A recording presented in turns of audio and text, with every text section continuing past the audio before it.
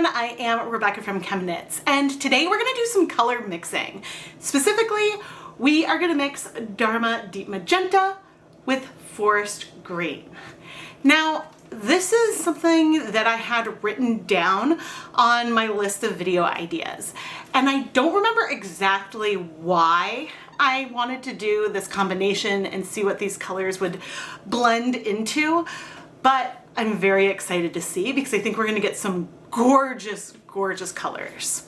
Before I talk more about this project, I would like to give a huge shout out and thank you to today's lab partner, Amy Gravel. Amy, thank you so much for being my lab partner for today's episode of Dyepot Weekly. And if you at home want to learn more about how you can become a last minute lab partner or a lab partner, go and check out the listings in the ChemKnits Creations Etsy shop. Amy, thank you again. The other reason why I'm doing this video is the ChemKnits patrons voted on this particular color mixing project. It actually tied with a video I did for Dyepot PS, and so I wanted to film this one as well just for Dyepot Weekly. Now, my plan is to do one of those squares. I love doing these squares for color mixing where we're gonna have decreasing amounts of deep magenta going across the columns and increasing amounts of forest green going down the rows. Now, when I'm doing something like this, I'm most likely to do it when mixing with black, and I'll usually leave one row with no dye in it from the black at all, just to show what that main color is. But today we're gonna have a little bit of each color in each container, and I thought that it would be fun and pretty. Now, one other change I am planning today is to mix my Dyestocks at a 0.5% concentration, where we have 1/2 gram of dye per 100 milliliters of liquid. This means that I can keep the volumes of the colors I'm adding similar to what I've done in other circumstances, but I'm going to be using half the amount of dye because I want in the end at our darkest color to have a total of a 1% depth of shade, or the equivalent of 1 gram of dye per 100 grams of yarn. And the reason for this is that I feel like a 2% depth of shade where we have 1% of deep magenta and 1% of forest green might be a little much. And so by decreasing the saturation overall, and you can see the combined depth of shade of all the other colors up here, I think that it will give us something that won't bleed, still have things that feel saturated and beautiful, and it's just what my gut told me to do today. Most of the time I mix up my Dyestocks at a 1% concentration, or 1 gram of dye per 100 milliliters of liquid. This makes the math really, really easy because you know you need 100 milliliters of dye to dye 100 grams of yarn, a 1% depth of shade. But you can change the depth of shade you're going to get on the yarn by either adjusting the volume of your Dystock that you're going to add or adjusting the concentration of the Dystock. And sometimes it's easier to just adjust the concentration if you have sort of a recipe or a grid or setup that is something that you've used before. And then maybe you're a little worried about muscle memory or something, but you can then use the amounts that you've written out before and then just change the concentration to reduce everything by half. Okay, because the total number of grams of dye that you have in any circumstance is the concentration of your Dystock, which when we say it as a percentage, there'd be grams of dye per 100 milliliters of volume times 100, because you multiply a decimal by 100 to get the percent, and then times the total volume of that Dystock you're gonna add, so the number of milliliters. And that's how you determine the number of grams of dye you have. So you can use a bigger concentration and a smaller volume of that concentration, or you can use a larger volume of a less concentrated concentration. So I hope that that helps. It's always worth me talking about this from time to time because I think that when multiple things with dyeing are referred to as a percent, including depth of shade and your Dystock concentration, it is important to remember that they are different things. When we're talking about depth of shade, we're talking about the percent of grams of dye per 100 grams of yarn. When you're talking about concentration, we're talking about grams of dye per 100 milliliters of liquid and that percent as well. And so the concentration of your dye does not determine the depth of shade you end up with at the end. What determines your depth of shade is the amount of your dye stock that you're using. And therefore the concentration is important because depending on how much of that dye stock you take, that determines how much total dye you have. And this is why sometimes if I'm dyeing something and not making a stock solution, I might measure out my 2 grams of dye, dissolve it in water, not worrying about that volume or that concentration because I know I'm going to use 100% of that volume. And because we know we're going to add all the volume, we know we're going to have all the grams of dye. And so therefore the volume doesn't really matter. You just need your dyes dissolved to dye the yarn. Now, the yarn we're gonna dye today is Wool to Die For's Crazy 8 DK. These are 20 gram mini skeins, and the yarn is 100% superwash merino. It is worth noting though, that I am trusting that each of these are 20 grams. I'm not weighing them out. So sometimes when I talk about variables and wondering, oh, is my scale not as accurate or something, the weight of the yarn could come into play. And so maybe something we need to do sometime is take a bag of 20 gram or 10 gram mini skeins, weigh each one in the bag and see what the plus or minus difference is there. So if that is something you would like to see me do, please let me know down below. But for now, I'm gonna untwist all of these and then pre-soak them in some plain tap water for a couple of hours. This yarn is pretty high twist. It does glaze really well, and so we may see some breaking with the deep magenta and forest green. Both of those colors do glaze, so yeah, I'm not quite sure how everything's gonna go today, but I'm very excited to try. I know this introduction is a little long, but there are times when I realize I haven't talked about the math very much lately, and then I want to talk about it again. So I hope that this is informative and helpful. I put on my deluxe rubber respirator mask, safety glasses, and gloves so we could start making some Dyestocks. I weighed out 1.5 grams of our deep magenta and forest green dyes and then started dissolving them in liquid to make that 0.5% stock solution we were talking about. The plan is to dissolve using hot water, hot tap water, to help everything dissolve well. The plan is to dissolve the dye that I measured out in a total volume of 300 milliliters. Then we have 1.5 grams of dye per 300 milliliters. That gives us our 0.5% stock solution. I am so curious to see which one of these colors might be more pigmented overall, because the amount of dye you're using doesn't necessarily tell you how much pigment is actually there. 1 gram of ivory dye is not very much pigment at all, whereas 1 gram of deep magenta packs quite a bit of punch. I think right now I hypothesize the pink might overwhelm the green a little bit. Forest green can be really deep, but I think I tend to find that it needs more dye than I might expect, especially when compared with other colors. But again, I could be wrong. I could be completely wrong.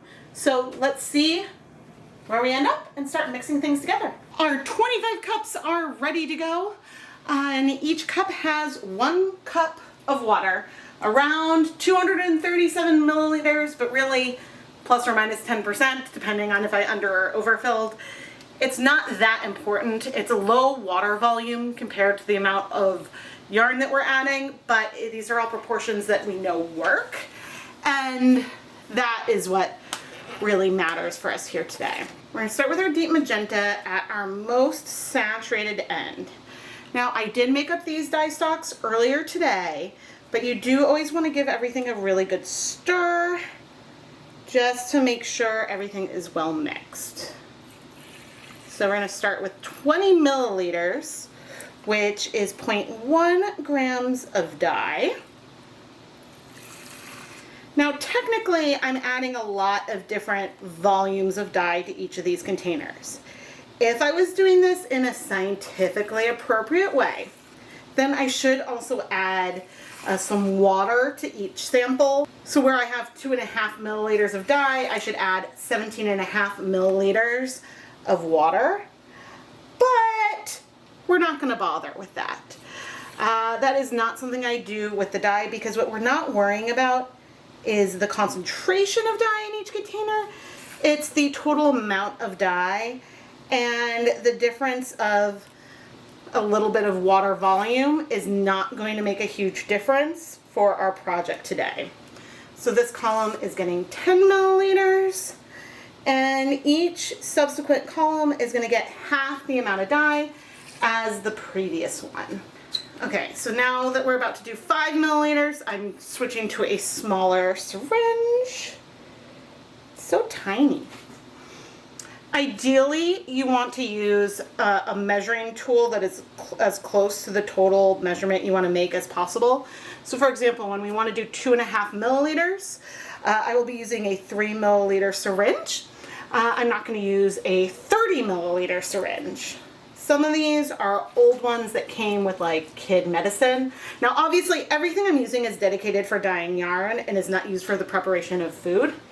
But the reason why I have so many 5 milliliter syringes is because of like kids' Motrin and stuff. Okay, next we need 2.5. I feel like these ones I bought special though. Oh dear. Now we got cleanup crew on aisle Mom. This is why we wear safety glasses. Did I luck out? I mean, I'm wearing a black shirt, but I think none of it got on me. So we lucked out. Now what I am gonna do is go ahead and replace this one. Some dye splashed out. I don't know exactly how much it was, but for consistency's sake, please don't splash. I feel like this is one gets a little stuck on re-entry. There we go. It's sometimes better to, if you're concerned that what splashed out is the actual dye versus some of the water.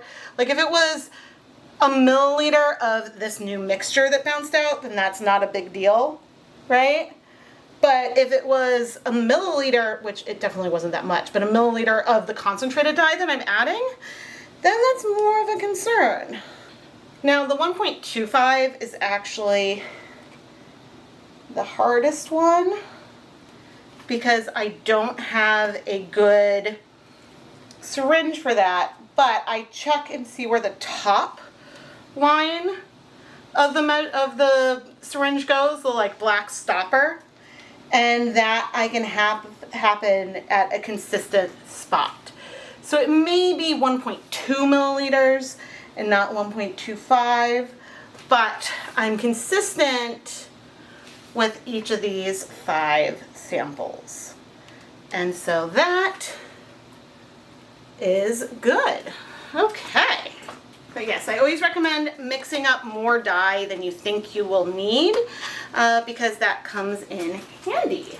At the same time, while you want to measure out the amount of dye that you need, you also want to measure out measurements that make sense.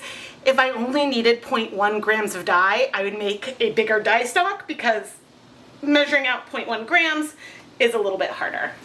I haven't mixed anything up yet, but we do see a very clear gradient of our pinks, and I totally did this backwards. I'm just realizing. I almost always set this up the exact same way, where I have the darkest color here and the lightest color over here. I set that up backwards today.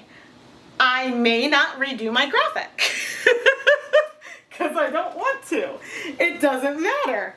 But, oh, that's so funny. Okay, we're gonna start at the darkest once again.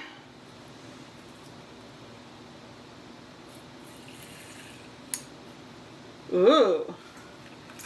And this is gonna give us a little bit of a sense right away of who our dominant is. And I think the pink is gonna be dominant. I just have a little suspicion. The reason why I think the pink is going to be dominant is that, and I feel like I've probably talked about this already, I feel like with forest green, I always need more than what I thought I might need. Like I'll use the color and then I often feel like, oh, I wish I used more dye to make things even more saturated. But that one is looking really green. Okay. What I can say is that the forest green dye looks really dark, which makes it harder to see on the syringe. I'm doing 10 milliliters now. Thankfully though, there is a bit of muscle memory from doing this. Okay, now I can pop this one in the sink. Sometimes I rinse out the syringes and everything that's left and put it in my leave no dye behind container. I'm not dealing with that today because it's later in the day than when I normally might film these. And I'm gonna wanna get things cleaned up pretty quickly. Oh man. 5 milliliters. I can't believe I set this up backwards. I am very amused by that. But the more times you measure something, the more opportunities there are to introduce error. So of the things that we're putting in here, right? We have measured 2 different colors. We measured the volume of water. We'll measure the acid we add. When we were making the Dyestocks, we had a measurement there. And so if I made a mistake and used like 1/10 of the dye I should have at any one step, some of those errors will propagate. And yeah, it's better to measure as few times as possible. The reason why this is going to be hard is because it's hard to see the bottom of the stopper because the dye is so dark. So once again, I'm paying attention a little bit to where the top of the black rubber stopper is going, and that's cluing me in to how much dye to use. But the nice thing I think to see is that to make a significant difference, and like if you make a soft change in the amount of dye, then you will probably see a difference. But ultimately, you really need to have a significant change in the amount of dye, such as reducing it by half, to see a significant change in the color of the yarn that you have. And so that's why we dilute by half each time.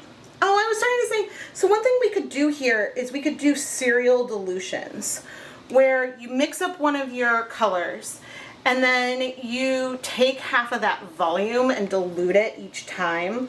I'm not explaining this well, but this is something that I have done a number of times here on the channel. And that is a way that you can get really, really small measurements for the end. But, ooh, maybe that would be fun. Maybe I need to do a video at some point of doing serial dilutions versus like measurements, just to show the differences.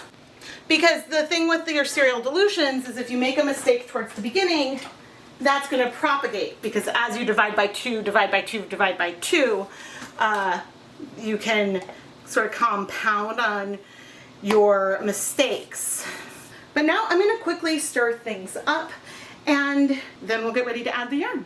Okay, let's start adding the yarn, and I'm going for the corners first. Here is our 1-to-1 mixture of the 2 colors, which is a very lovely, is it like a Merlot-ish purple? A very pretty color, but still very pink. Here's the one with the least amount of green and the most amount of pink. And she's very, very pink, which we would expect. Here we have the smallest amount of both colors, but it's also a 1-to-1 ratio. I will poke these in once I no longer have yarn in my hands. And here is our green, our most green color, and that is looking really green to me. Kind of going, ooh! I always get excited when a color feels very gray. That's super exciting. I have a feeling this is just gonna feel pink up here. but I'm wondering about down here.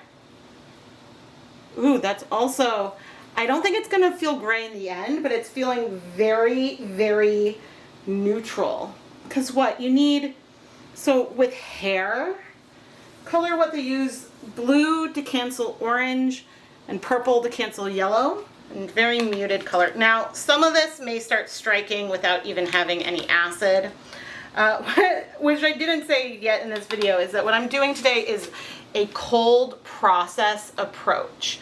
And so this is where I set everything up at first cold with no acid, then we'll add acid, and we're gonna let everything sit aside for a couple of days to give the colors time to set. And this is something that works really, really well for me. Interesting. I mean, I can't believe that that gave us a gray. It's so pretty.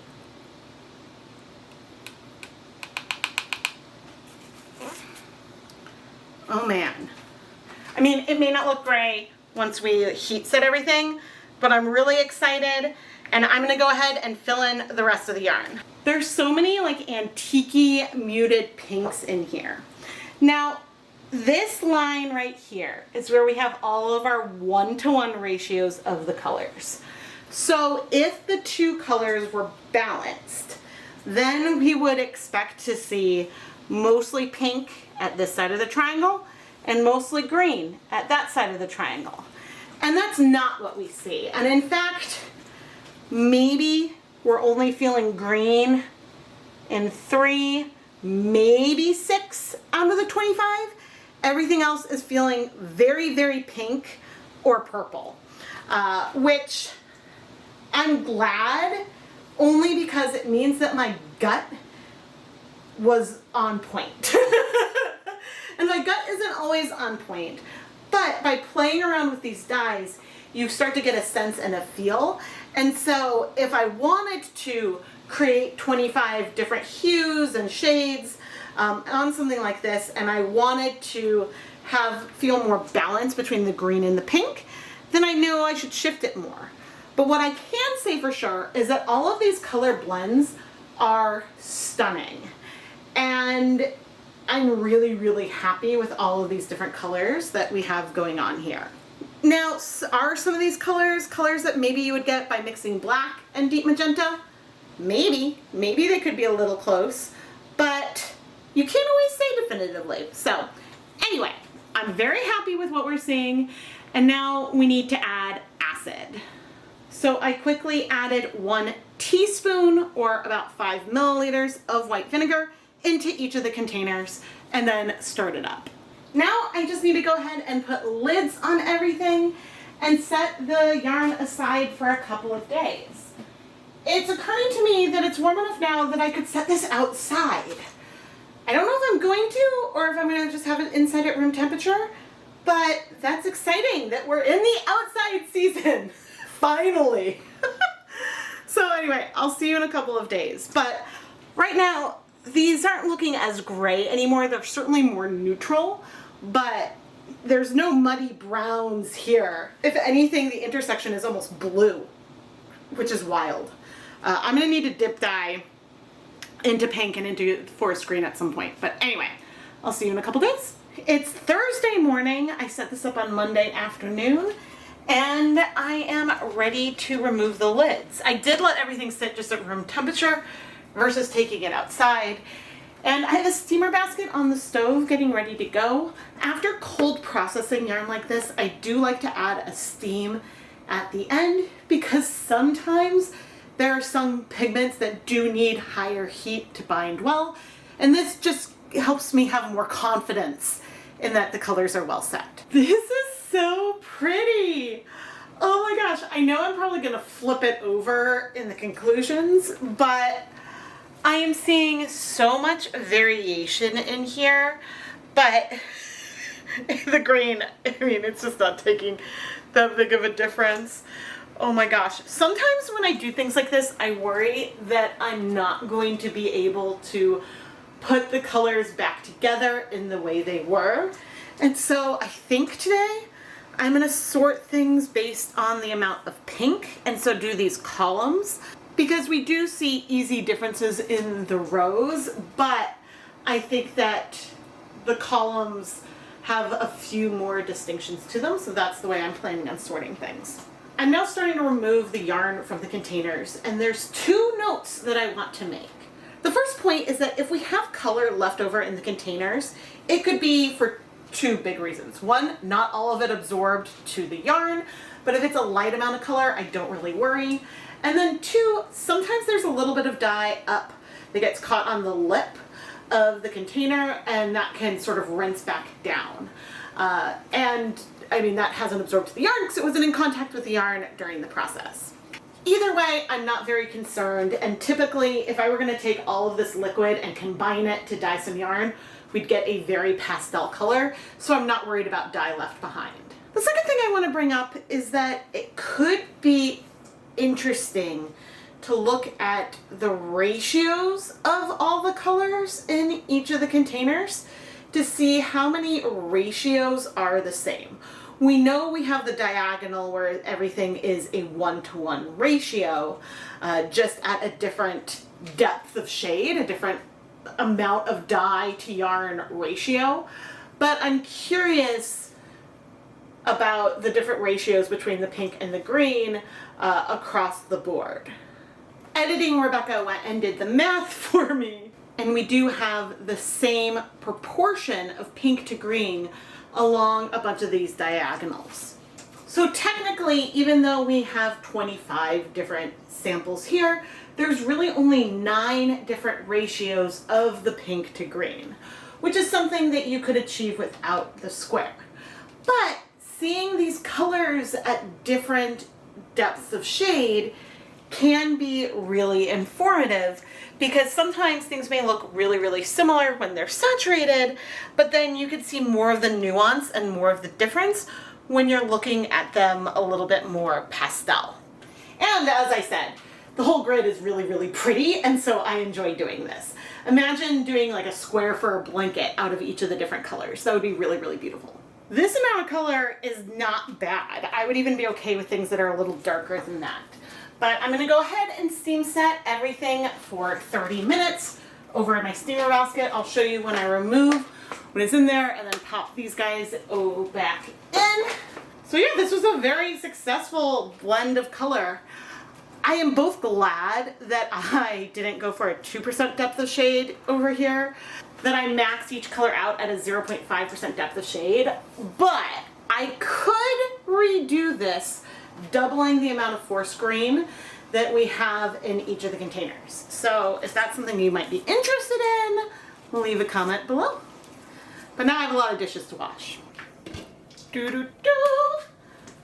I think my need for this 30-minute like steam after, it comes down to, gosh, a solar dyeing video I did many, many years ago, where some of the dye bled out while washing. And they're colors that probably should have been fine, but I've just decided that to do this for good measure makes sense. Now, occasionally we might see transfer of one color to another. If I think that that might happen, then I try to separate the more pastel colors from the more saturated ones. But that usually is not a huge problem that I see while I'm doing this. And I will say it is faster to do things this way, because if I wanted to heat set everything in those little containers, maybe with the pasta insert I could fit 6, maybe I could even do 9 in here at a time, but it would have to heat for longer to let that water heat up. And so I find that spending an hour steam setting it a couple days later is less of my time than it would take to heat set 25 different colors individually. So I like to do it this way. But now we'll wait for everything to cool so we can wash it. Let's wash 200 grams of our yarn. The yarn is completely cool and the water is cold. With acid dyes, if you wash your yarn in hot water, that can cause bleeding, because even though you need heat to set the interactions between the dye and the yarn, heat can also disrupt those interactions. I'm not seeing any bleeding here, which is great. I did use a little bit of some clear dish soap. There are colors like emerald green and turquoise. Those are colors that are more likely to bleed with hot water. And so, especially, also I would say, especially if your tap water runs a little alkaline, mine is a little bit acidic, and so you might see with different tap water more or less bleeding. But anyway, these are some of the most saturated pinks that we had, and so I'm going to wash everything else off camera. I'm not expecting any bleeding, but if something does bleed, I'll pop back in. Our mini skeins are dry, and now it's time for me to recreate our grid. And I'm going to try to do this in the way that I'd originally intended to set it up, which is just a mirror image of what I actually did. Screenshot. And here is our beautiful square. These colors are so stunning together. While everything was still set up, we talked about how we had really just 9 different ratios or different colors mixed between the forest green and deep magenta. And those you can see along all of these diagonals here. If we just look at that outer edge, those are each different colors that we have mixed together. I suppose you could also look along our top edge and see that as well, but the intensity along the bottom and the side is different because we do have different total depths of shade. Here we have a 1% depth of shade. Here is a, gosh, 0.56% depth of shade. Same with that corner, but the ratios sort of go along those diagonals that I was just showing. And so this sample here and this sample there, these are the same color, just at different depths of shade. And this one looks really, really gray. It reminds me a bit almost of twilight gray. And this one feels a little bit more green than like a blue gray. And so I think it could be handy to get that kind of feeling for the colors by having something laid out like this. But again, if we just really wanted to look at the deep magenta and forest green, we could set something up like this outside edge, or keeping the ratios of the two colors the same but trying to keep everything at a 1% depth of shade is another way we could play around with it. But I do think it's kind of fun that things start a little less saturated and the saturation increases at that midpoint, and that's the darkest. So there's something fun there. But clearly, if we're just looking at those edges, you can see that our midpoint where we transition from like more pink to more green happens at about here. And so that really shows, and also the fact that the triangle, you can see most of the colors look way more pink than green, shows that our deep magenta is a dominant color in this mix. And I'm really happy that I had an intuition to that fact, because that's something that I got just from playing around with the two colors. And I don't think I would have had that intuition if I haven't worked with these two colors a lot over the years. And so if you want to play around with color mixing and you don't want to commit to dyeing 500 grams of yarn that we have here, you can definitely do that. You can play around with mixing the colors in just water samples and looking at the ratios using drops or using small amounts of dye to see where the colors shift. You don't have to do it on yarn. I just think that it's really fun to do. And now we have some really beautiful fade sets that I will probably keep with the columns. Although the rows are really beautiful as well. You definitely could go either way. One of these days, I will make these sets and maybe dye them up with 40 grams of yarn in each, so that way I can do a set of rows and a set of columns. Because I can never decide. I'm now gonna go twist up all these minis though. Amy Grabble, thank you so much for being my lab partner for today's episode of Dyepot Weekly.